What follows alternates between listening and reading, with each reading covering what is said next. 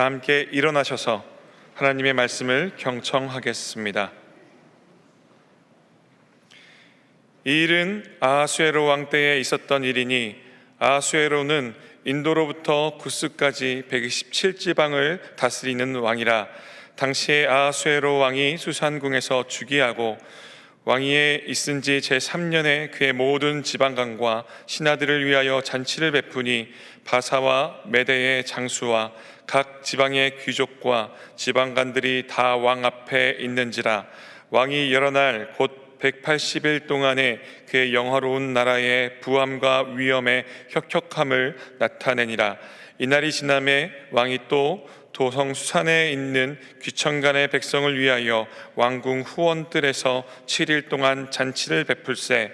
백색, 녹색, 청색 휘장을 자색 가는 배줄로 대리석, 기둥, 은고리에 메고 금과 은으로 만든 걸상을 화반석, 백석, 운모석, 흑석을 깐 땅에 진설하고 금잔으로 마시게 하니 잔의 모양이 각기 다르고 왕이 풍부하였으므로 어주가 한이 없으며 마시는 것도 법도가 있어 사람으로 억지로 하지 않게 하니 이는 왕이 모든 국내 관리에게 명령하여 각 사람이 마음대로 하게 함이더라. 왕후 와스디도 아하수에로 왕궁에서 여인들을 위하여 잔치를 베푸니라. 이것은 하나님의 말씀입니다. 아멘. 우리가 잘 부르는 복음성가 중에 은혜 아니면 살아갈 수가 없네, 이 찬양 아마 여러분도 좋아하시고 또 저도 참 좋아하는 그런 찬양입니다. 그런데 이 찬양을 부르다 보면 이런 가사가 나오게 됩니다. 크신 계획 다 볼 수도 없고 작은 고난이 지쳐도 라는 부분에 가게 되면 가슴에 뭔가 뭉클하게 와닿는 것이 있습니다. 그렇지, 크신 계획은, 하나님의 크신 계획은 내가 다 알 수 없지. 근데 나는 지금 작은 고난에 지쳐가고 있구나. 하나님께서 나를 사랑하신다는 것도 알겠고 역사와 생사화복을 주관하신 것도 알겠고 내 머리카락까지 세신 바 되신 그 하나님이라는 사실도 믿겠는데 작은 일에 지쳐가는 나의 문제 앞에 그 하나님은 어디 계시는가? 그 하나님은 무엇을 하고 계시는가? 그런 생각이 들 때가 많기 때문입니다. 하나님은 내가 정말 필요할 때 어디 계시는가? 그분은 무엇하고 계시는가? 무엇을 말씀하고 계시는가 하는 의문을 품고 신앙생활하는 분들이 많이 있으리라고 생각됩니다. 그런 분들을 위해서 준비된 말씀이 바로 이 에스더서라고 그렇게 말씀드릴 수가 있습니다. 이 에스더서에는 하나님이나 믿음이라는 신앙적인 단어를 전혀 찾아볼 수가 없습니다. 역사의 전면에 나서서 움직이시는 그 하나님을 볼 수가 없습니다. 철저하게 하나님은 드러나지 않습니다. 그렇지만 그 사이에 하나님께서 인간의 역사를 주관해 가시고 우리 인생을 주관해 가시는 것을 뚜렷하게 매 시간 매 사건마다 볼 수 있는 책이 바로 이 에스더라는 책입니다. 좀 더 자세히 살펴보면 하나님께서는 크고 놀라운 일뿐만 아니라 심지어는 내 마음속에 일어나는 작은 마음까지도 주님은 섬세하고 자상하게 살피고 계시고 그것을 통해서 또 큰 일을 이루어 가시는 그 하나님이라는 것을 이 에스더서는 우리에게 잘 보여주고 있습니다. 오랫동안 포로로 살았고 부모마저 다 잃어버려서 희망 없는 미래를 살아가야 되는 한 여인, 하나님께서 이 한 여인을 통해서 어떻게 이 이스라엘 민족을 구원시켜 나가는가 하는 것을 하나님은 보이듯 보이지 않듯 우리에게 말씀하시면서 우리의 삶의 현실 속에서 함께 계신 그 하나님을 우리에게 증거해 주고 있습니다. 믿음의 눈을 떠서 일상을 우리가 다시 한번 살펴볼 때 무관심하고 전혀 보이지 않고 멀리 있는 것처럼 여겨졌던 그 하나님이 바로 오늘 내 앞에서 역사하고 계신 것을 이 에스더서를 묵상하면서 우리가 함께 발견하기를 원합니다. 제목이 좀 거창하죠. 하나님의 섭리와 인간 역사의 만남인데 이걸 좀 세상적인 표현으로 제목을 바꾼다면 운명을 바꾸는 세 가지 원칙, 이렇게 제목을 붙일 수도 있을 것 같습니다. 왜냐하면 이 에스더 전체를 통해서 하나님께서 어디에 집중하고 계시고 초점 맞추고 계신가 하는 것을 우리에게 말씀해 주고 있기 때문에 정말 이대로 살아가면 우리의 운명을 바꿀 수 있는 그런 원칙이 있다는 것을 우리가 찾을 수가 있습니다. 서론적인 부분이기 때문에 전체 개괄적인 것을 말씀드리겠습니다.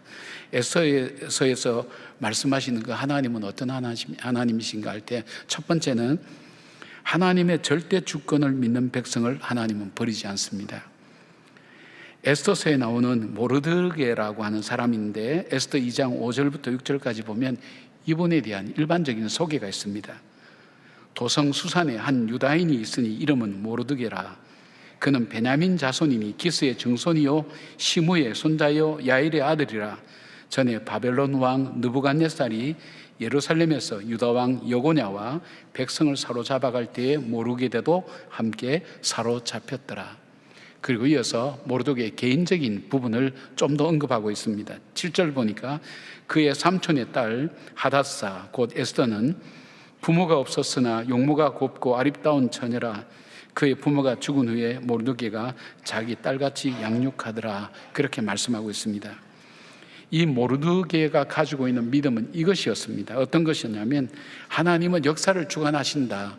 우리 인생의 생사화복을 주관하신 분이라는 것을 굳게 믿고, 그 다음에 하나님은 하나님이 선택한 이스라엘 백성을 결코 포기하지 않는다는 믿음을 그분은 갖고 있었습니다. 본문의 내용을 좀 더 깊게 들어가면 페르시아라는 나라에 포로로 잡혀간 여러 민족 중에 이 하만이라는 사람이 이 모르드게뿐 아니라 유대인들 전체를 죽이기 위해서 왕으로부터 유대인들을 학살하라는 조서를 받아내게 됩니다. 페르시아 법은 왕은 한번 내린 명령은 바꿀 수가 없었습니다. 절체절명의 위기 속에서 모르드게는 왕비가 되어 있는 에스더에게 이렇게 전합니다. 에스더서 4장 13절 14절입니다. 모르드게가 그를 시켜 에스더에게 회답하되 너는 왕궁에 있으니 모든 유다인들 중에 홀로 목숨을 건지리라 생각하지 말라. 이때 내가 만일 잠잠하여 말이 없으면 유다인은 다른 데로 말미암아 노임과 구원을 얻으려니와 너와 내 아버지 집은 멸망하리라. 내가 왕후의 자리를 얻은 것이 이때를 위함이 아닌지 누가 알겠느냐 하니. 얼마나 이 든든한 믿음인가 하는 것을 봅니다. 모르드게의 믿음은 하나님 친히 역사를 주장하신다. 그리고 그가 택한 이스라엘 백성은 포기치 않는다는 그 믿음이 이 에스더에게 이렇게 얘기합니다. 우리는 다른 데서, 이 학자들이 얘기합니다. 여기서 하나님이라는 이름이 쓰여질 뻔했다고 얘기하고 있습니다. 다른 데서 하나님의 방법으로 구원을 받지만 이때 침묵하고 말하지 않는 너희 집안은 망할 거다 하는 얘기를 하는 겁니다. 이 말은 어디서 나오는 확신입니까? 역사의 주인은 하나님이시다. 그리고 하나님은 이스라엘을 결코 포기하지 아니하신다. 아브라함의 돌들로도 아브라함의 자손을 만들 수 있는 그 하나님의 능력이 정말 사방이 다 막혀 있고 어쩔 수 없는 절체절명의 위기에 있지만 하나님은 그 길을 여시고 방법을 알고 계시고 우리를 구원하실 거다. 그러나 너는 침묵하면 되지 않는다는 그 얘기입니다. 모르드게는 자기 나라가 망하는 것을 보았습니다. 이스라엘이 여러 차례에 걸쳐서 망했죠. 여호야김 때에 그 느부갓네살 왕이 즉위한 지 3개월 만에 잡아갔죠. 잡아갈 때에 모르드게가 같이 잡혀왔다고 성경은 말씀하고 있죠. 근데 이 모르드게는 자기 나라가 망하는 걸 보았어요. 느부갓네살 왕에 의해서 이 성이 무너지고 백성들이 죽어나가고 군사들이 죽어나가고 항복하고 비참하게 끌려가는 것 눈으로 직접 목격한 거예요. 사람이 말로 듣는 거하고 역사를 공부하는 거하고 실제 눈으로 보는 거하고는 차이가 굉장히 많습니다. 실제 나라가 망하는 걸 본 사람이에요. 그러나 모르드게의 마음속에는 나라가 망해서 절망이구나, 비참하구나 이렇게 생각하지만은 않았어요. 그에는 이 믿음이 있어서 역사의 주관자는 하나님인데 우리가 이 땅에서 하나님을 온전히 섬기지 못하고 우상을 숭배할 때에 하나님이 말씀하신 대로 우리는 이 땅에서 쫓김을 당한다고 했던 그 말씀대로 이루어지는구나 하는 것을 모르드게는 거기서 체험하게 된 거예요. 그와 동시에 이 흩어버리라고 말씀하신 그 하나님께서 에레미야와 다니엘을 통해서 하나님께서 이 백성을 다시 회복시킬 것이라는 그 말씀도 그는 동일하게 믿고 있었어요. 결코 하나님은 이스라엘을 포기하지 않는다는 그 믿음 가지고 그는 페르시아에서 포로 생활을 하고 있었던 것입니다. 정말 다니엘의 예언처럼 에레미야의 예언처럼 정말 포로 생활 70년 후에 바벨론이 망할 것 같지 않았던 바벨론이 망하고 메데파사, 그러니까 페르시아 왕국이 들어서면서 고레스 왕 원년 때에 각 나라의 각 민족은 각 나라로 돌아가도 좋다는 이 고레스 칙령에 의해서 1차 귀환, 이스라엘 유대인들 중에 그들이 1차로 이 예루살렘으로 돌아간 바로 그 사건을 우리는 여기서 볼 수가 있습니다. 그런데 지금 1차와 2차 귀환 사이에 이 페르시아에 남아있는 유대인들을 죽이겠다고 하만이라는 사람이 왕의 조서를 받아낸 겁니다. 그러니까 얼마나 비참하고 그 다음에 불안하고 두려운 가운데 있겠습니까? 근데 그는 두려워하지 않았습니다. 하나님의 구원하심을 믿었습니다. 그래서 왕후 에스더에게 담대하게 전하는 것입니다. 너가 왕후의 자리에 있는 것이 이때를 위함이 아니냐. 만일 내가 잠잠하면 하나님은 어떤 방법이든 이 백성을 구원하시겠지만 침묵하고 잠잠한 에스더의 집안은 망하게 된다는 것을 분명하게 얘기할 때는 이 모르드게에는 이 믿음과 확신이 있었던 거예요. 말씀을 붙들었던 거예요. 우리는 세상을 살면서 두려워할 일들을 많이 경험합니다. 무서워할 일들도 많이 겪게 됩니다. 자신의 연약함을 생각해 보면 현실에 감당할 능력이 없는 안타까움 속에 젖어들 때가 많습니다. 상황과 환경을 봐도 도무지 길이 보이지 않습니다. 그때 좌절하고 절망한 것이 우리 인간입니다. 그러나 주님께서는 우리에게 말씀하십니다. 이 역사와 인간의 생사복은 너에게 달려있지도 않고 환경에 달려있지도 않고 하나님께 달려있다는 것과 그리고 하나님이 택한 이 백성은 결코 망하지 않는다는 그 사실들을 주님께서 말씀하시면서 그 민족을 이끌어 가시는 것을 보게 됩니다. 다니엘의 세 친구도 마찬가지였죠. 느부갓네살 왕이 금신상을 세우고 자기를 섬기도록 했지만 사드락 메삭 아벳느고는 신상 앞에 절하기를 거절했습니다. 왕이 너무나 사랑해서 이들을 설득합니다. 다니엘 3장 17절 18절에 그 설득 앞에 이 세 사람이 그렇게 대답합니다. 왕이여, 우리가 섬기는 하나님이 계시다면 우리를 맹렬히 타는 풀무불 가운데서 능히 건져내시겠고 왕의 손에서도 건져내시리이다. 그렇게 아니하실지라도 왕이여, 우리가 왕의 신들을 섬기지도 아니하고 왕이 세우신 이 금신상에게 절하지도 아니할 줄을 아옵소서. 그들은 그래 아니하실지라도, 하나님이 구원해 주신 걸 믿었지만 그래 아니하실지라도 우상을 숭배하지 않겠다고. 왜냐하면 우상 때문에 우상 숭배하다 망한 나라에서 잡혀온 이 젊은이들이 또다시 우상 숭배하며 또 나라를 망하게 하고 미래를 망하게 할 수 없다는 굳은 결심이 그들 속에 있었어요. 절대 우상 숭배는 하지 않겠다. 하나님 오히려 그들을 구원해 주셨고 그 믿음 가지고 그 믿음 붙들고 살았던 그들을 하나님 구원해 주셨을 뿐 아니라 죽이려고 했던 느부갓네살 왕을 통해서 하나님은 참 위대하시다는 그 고백을 할 수 있도록 만들었습니다. 사랑하는 여러분, 우리는 낙담되고 절망되는 일들 많이 경험합니다. 살면서 얼마나 인생이 어려운가 하는 것을 많이 봅니다. 신방 보고서에 올라오는 목사님들이 이렇게 기록한 내용들을 보면 각 가정마다 어려움이 없는 가정이 없습니다. 근심과 걱정이 없는 가정들이 얼마나 거의 없어요. 거의 다 근심과 걱정이 다 있어요. 한 가정에 어려운 일들은 다 있어요. 그것을 따라가면 우리는 정신을 못 차립니다.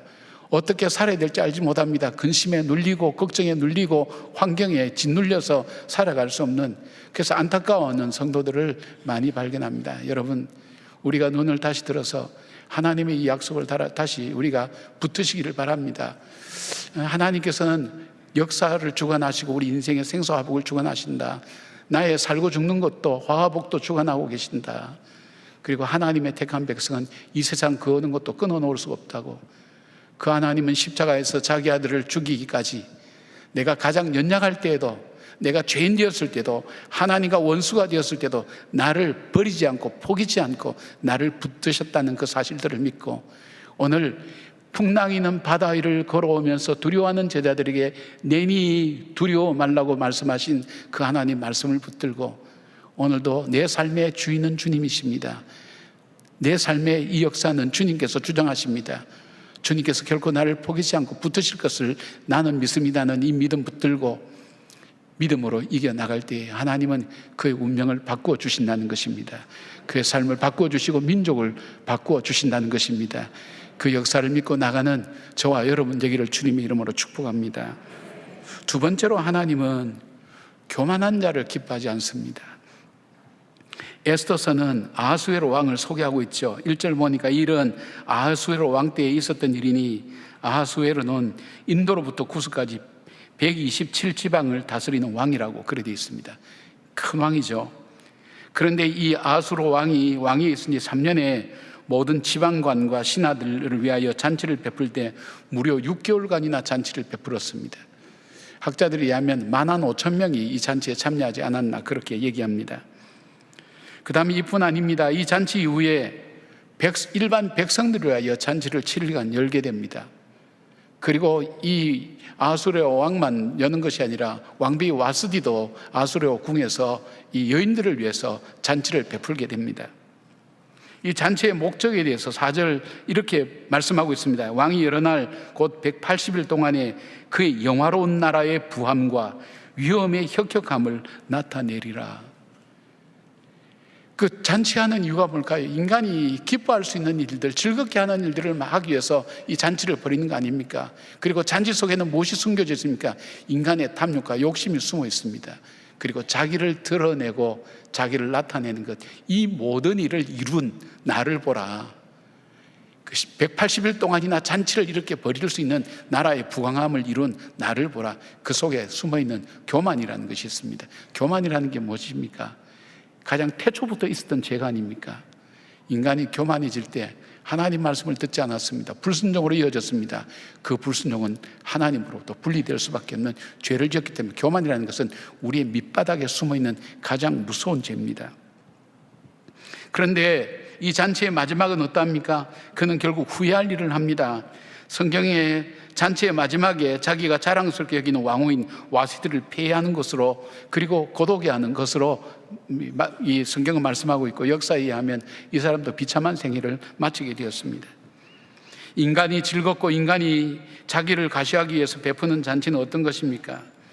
다른 사람과 자신을 즐겁게 하고 자기를 자랑하고 드러내고 싶어 하지만 인간의 결국의 잔치의 마지막은 비극으로 끝나는 경우가 얼마나 많습니까? 마가복음 6장에 보면 헤롯궁의 잔치가 나옵니다. 헤롯이 자기 생일날에 대신들과 천부장들과 갈릴리의 귀인들로 더불어 잔치를 하며 즐거운 시간을 보냅니다. 이 잔치를 통해서 자기를 과시하고 자기를 나타내고 자기가 모든 것을 할 수 있다는 것을 증거하기 위해서 베풀었던 이 잔치의 마지막은 어떤 결과가 일어납니까? 세례 요한의 목이 쟁반에 담겨 들어오면서 이 잔치는 불안과 두려움으로 끝납니다. 성경은 이어서 대조적으로 광야의 잔치를 소개하고 있습니다. 인간을 기쁘게 할 만한, 즐겁게 할 만한 것이 아무것도 없었지만은, 그러나 그 속에 주님이 함께 계실 때 주님이 바로 이 광야에 모인 이들을 이 오병이어 물고기 2마리와 버릇 5개로 풍성하게 하고, 그 돌아가면 영적으로 풍성하게 했던 그 사건을 기록하고 있습니다. 결국 교만한 헤롯은 곤자에서 쫓겨나고 유배지에서 비참하게 생애를 마쳤습니다. 이 왕 이전에 바벨론의 왕이었던 느부갓네살은 대단한 사람이었습니다. 그러나 자신의 업적과 위대한 힘과 능력에 도취되어 살았던 사람입니다. 다니엘서 4장 3절을 보니까 이 느부갓네살 왕은 이렇게 얘기합니다. 나 왕이 말하여 이르되 이 큰 바벨론은 내가 능력과 권세로 건설하여 나의 도성으로 삼고 이것으로 내 위엄의 영광을 나타낸 것이 아니냐 하였더니, 노골적으로 얘기하는 거예요. 역사가들에 의하면 이분은 굉장히 뛰어난 정치가요, 건축가요, 예술가면서도 이 전략가라고 그렇게 알려져 있습니다. 대단한 사람입니다. 자랑할 만한 사람입니다. 교만할 만하죠. 그런데 하나님께서 이렇게 말씀합니다. 나라의 왕위가 내게서 떠났느니라. 그리고 느부갓네살은 사람들에게 쫓겨나서 7년간 이슬을 먹고 이슬을 맞으며 짐승들과 함께 생활하게 됩니다. 언제까지요? 인생이 나에게 달려있는 게 아니구나, 내가 이루는 것이 아니라 하나님이 하시는 거구나 것을 깨달을 때까지 하나님께서 그를 두셨습니다. 7년 후에 본정신이 돌아왔습니다. 그리고 다니엘서 4장 37절에 이렇게 고백합니다. 그러므로 나 느부갓네살은 하늘의 왕을 찬양하며 칭송하며 경배하노니 그의 일이 다 진실하고 그의 행하심이 의로우심으로 교만하게 행하는 자를 그가 능히 낮추심이라 라고 깨닫습니다. 하나님이 가장 싫어하는 것이 교만입니다. 교만이라는 것은 바로 자기 인생에 자기가 주인이 되어서 마음대로 할 수 있고 결정할 수 있고 선택할 수 있고 자기 뜻에 이 모든 것이 이루어진다고 생각하는 그 생각입니다. 바로 이 역사와 생사화복이 하나님께 있지 않고 자기 자신에게 있다고 생각하고 자기의 노력과 자기의 예씀 속에 모든 것이 달려있다고 생각하고 하나님을 인정하지 않는 것입니다. 그리고 하나님께 여쭤보지도 않습니다. 자기가 자기 인생의 주인이 되어서 내가 결정하고 내가 선택한다고 생각하는 바로 이 마음이 교만에서 나온 마음입니다. 베드로전서 5장 5절에는 이렇게 말씀합니다. 하나님은 교만한 자를 대적하시되 겸손한 자들에게는 은혜를 주시느니라. 그 다음에 5, 6절 말씀, 그러므로 하나님의 능하신 손 아래에서 겸손하라. 때가 되면 너희를 높이시리라. 높이시는 것도 낮추시는 것도 하나님의 손에 달려있다는 것입니다. 바로 겸손한 자를 하나님께서 귀하게 쓰시고 교만한 자를 물리치신다는 것. 에스더서는 마음이 교만한 자를 하나님께서 어떻게 다루시는가를 잘 보여주고 있습니다. 여러분, 우리의 삶이 우리에게 달려있지 않습니다. 내 판단과 내 생각과 내 기준에 달려있지 않고 하나님께 있습니다. 이 믿음이 우리를 겸손하게 만듭니다. 이 믿음이 교만을 극복하고 하나님 말씀에 순종하게 만듭니다. 모르드게와 에스더처럼 하나님을 높이시는 삶을 살기를 바랍니다. 내가 주인 삼은 것, 내가 스스로 주인 된 것 내려놓고 범사의 주를 인정하며 주님께 여쭤보고 주님과 동행하는 그런 삶을 살 때 주님은 우리의 운명을 바꾸어 가신다는 것을 믿으시길 바랍니다. 세 번째로 주님께서 이 에스더서를 통해서 말씀하시는 그 하나님의 모습은, 하나님은 기도하는 자의 간구를 외면하지 않는다는 것입니다. 하만이 모르드게를 죽이기 위해서 모든 유다 백성을 죽이겠다는 왕의 조서가 알려졌을 때 모르드게가 한 일은 기도였습니다. 에스더서 4장 1절 보니까 모르드게가 이 모든 일을 알고 자기 옷을 찢고 굵은 베옷을 입고 죄를 뒤집어 쓰고 성중에 나가서 대성통곡하며 그렇게 되어 있습니다. 옷을 찢는 일은 회개입니다.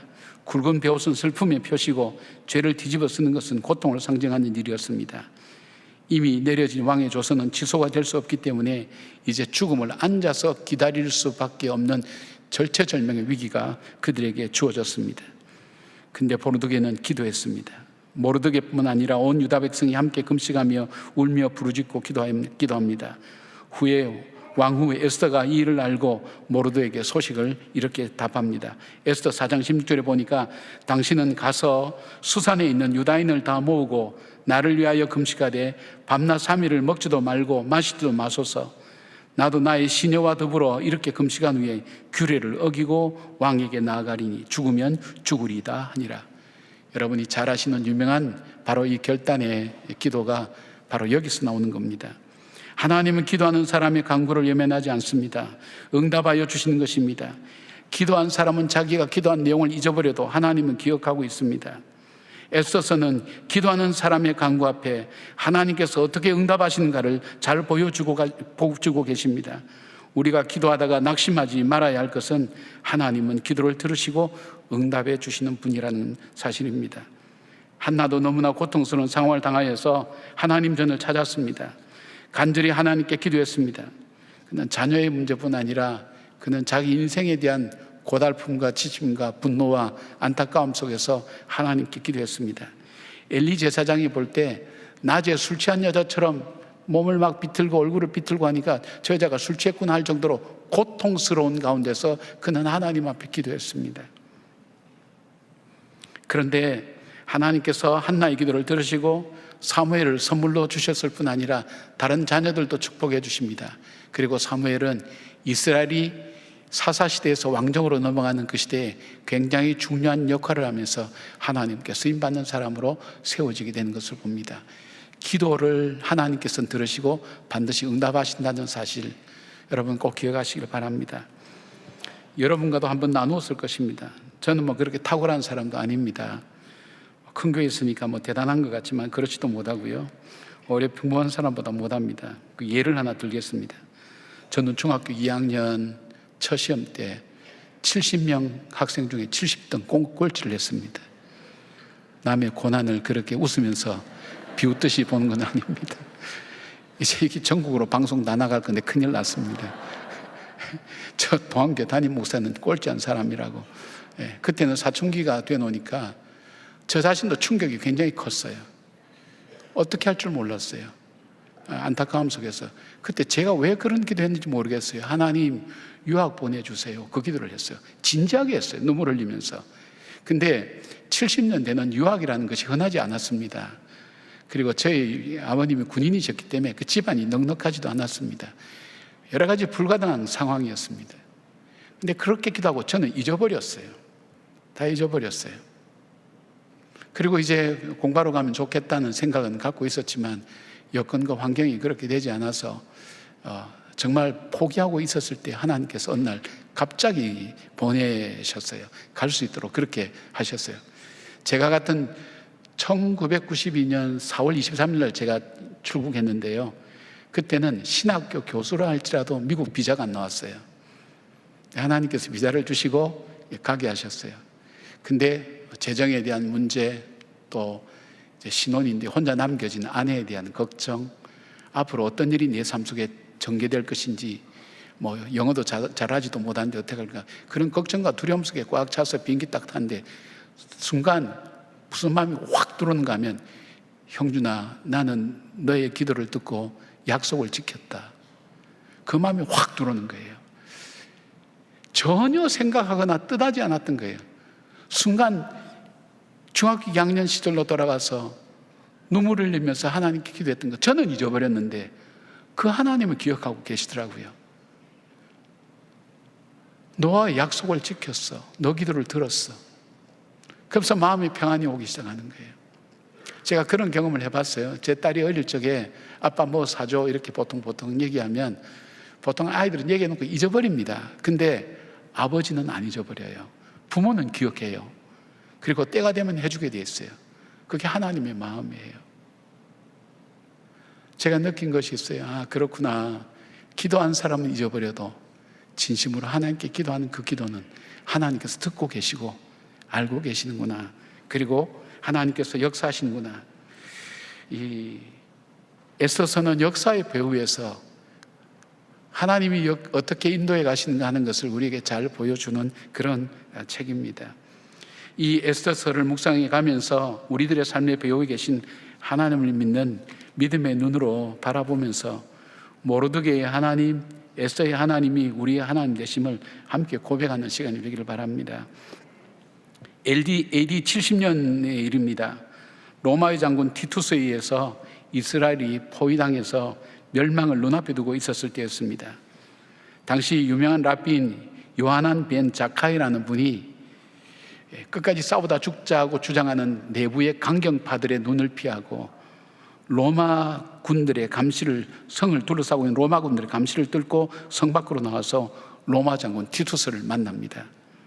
그리고 그 티투스가 장차 로마의 황제가 될 것이라고 예언을 하고 그에게 한 가지 간절한 간청을 합니다. 이 성에 다 부셔도 좋은데 조그만 방이라도 좋으니까 랍비들을 가르치는 학교만은 남겨달라고 그렇게 부탁을 했습니다. 그리고 얼마 시간 지난 다음에 티투스가 이끄는 로마군은 예루살렘을 함락시켰는데 교회 역사가들에 의하면, 또 일반 역사가들에 의하면 돌 하나 위에 돌이 남겨지지 않도록 완전히 폐허로 만들었습니다. 그 와중에서도 랍비 자카이와 약속했던 것을 티투스 장관은 지켰습니다.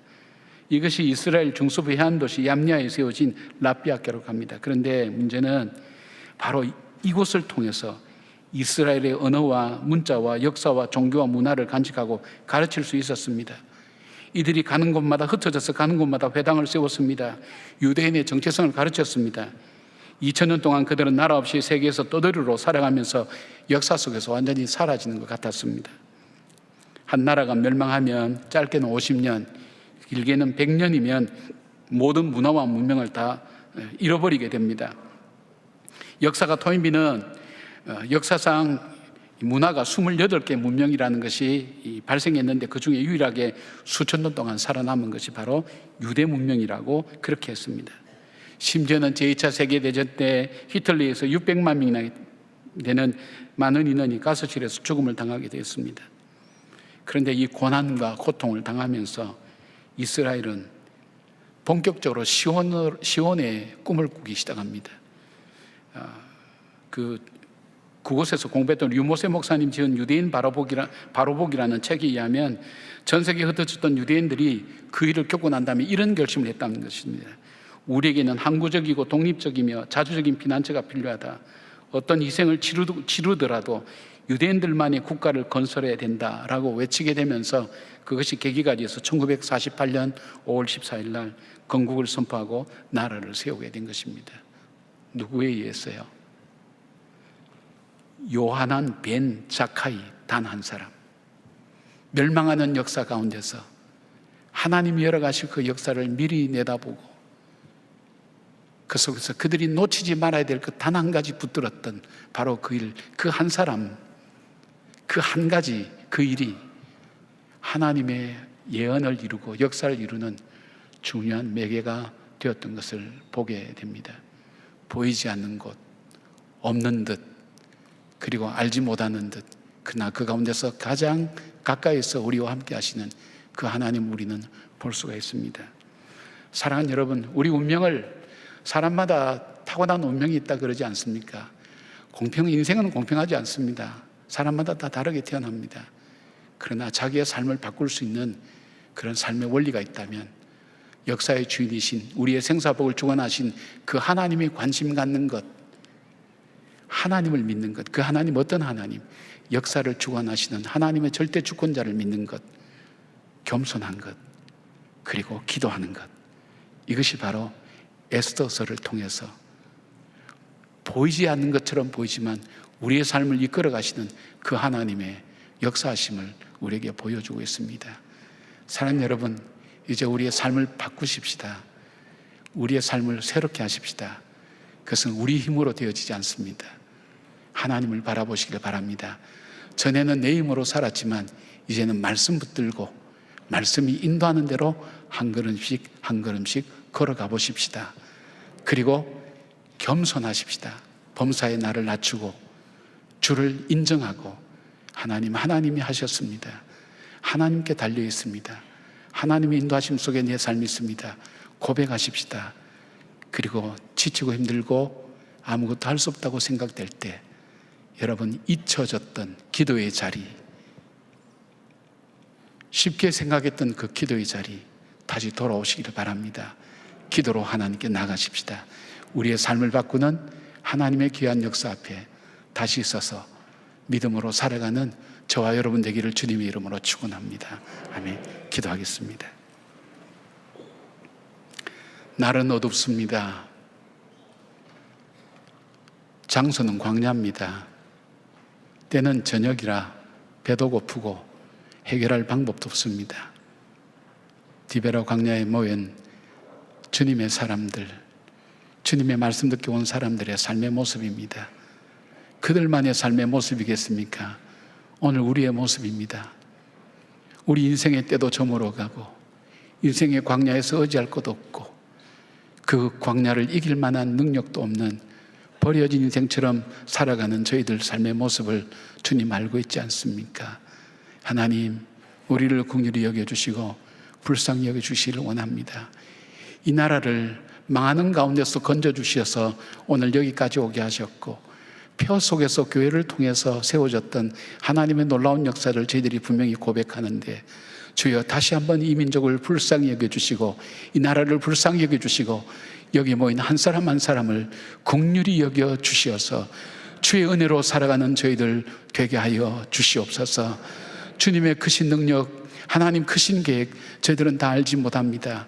그러나 믿음의 눈으로 우리 일상을 바라보며 가장 가까이 계신 주님을 바라보기를 원하고 하나님 12의 혈루병 걸린 여인이 옷자락이라도 만지기를 원하는 그 간절한 믿음의 하나님 부르짖음이 주의 성도들 가운데 있사오니 아버지여 우리의 기도를 들으시고 응답하시고 치료하시고 회복시키시고 하나님 길을 여시고 하나님 무너진 것을 수축하여 주시고 깨어진 것이 다시 회복되는 놀라운 주의 역사를 체험하는 저희들 되게 하여 주시옵소서.